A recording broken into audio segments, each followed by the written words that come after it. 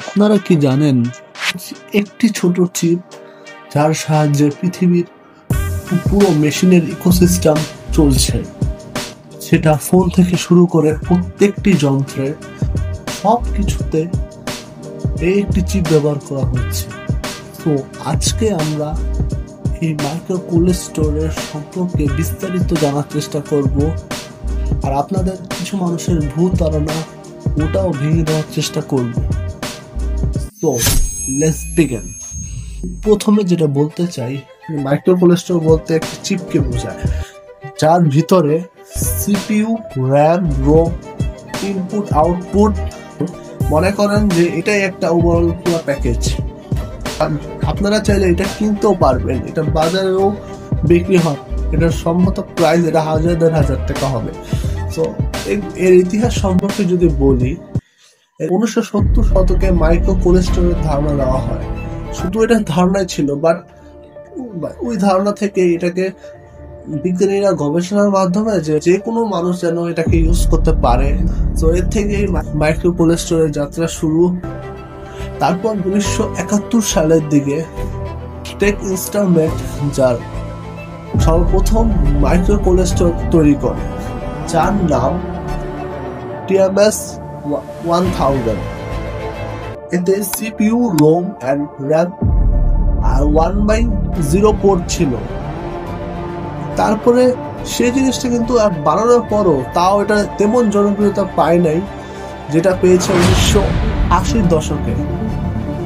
সবশেষে বিভিন্ন কোম্পানি এটাকে আপডেট করে 2000 সাল থেকে এর সবচেয়ে বেশি ব্যবহার শুরু হয়।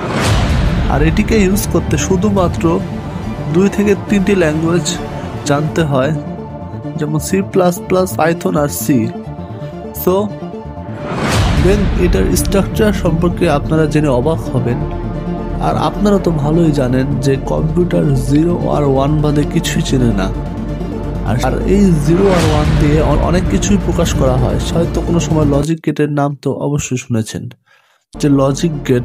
সো এই 0 আর 1 দিয়ে লজিক গেট তৈরি করা হয়।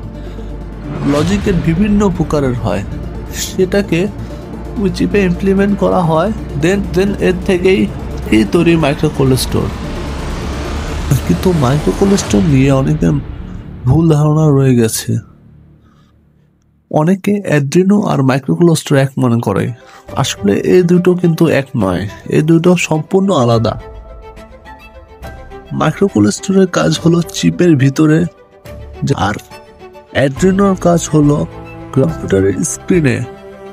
মানে হচ্ছে আসলে অ্যাড্রিনোকে বলা হয় গ্রাফিক্স প্রসেসিং, মানে ফোন, ল্যাপটপ বা কম্পিউটারের যে গ্রাফিক্স, যে ছবিগুলো দেখতে পারেন, বা 3D কোনো অ্যানিমেশন, আর কি যে কোনো 3D হলোগ্রাম, এই সব কিছুকে অ্যাড্রিনো আন্ডারে। আর কোল্ড স্টোর যেটা, ওটা হলো এর পাওয়ার সাপ্লাই।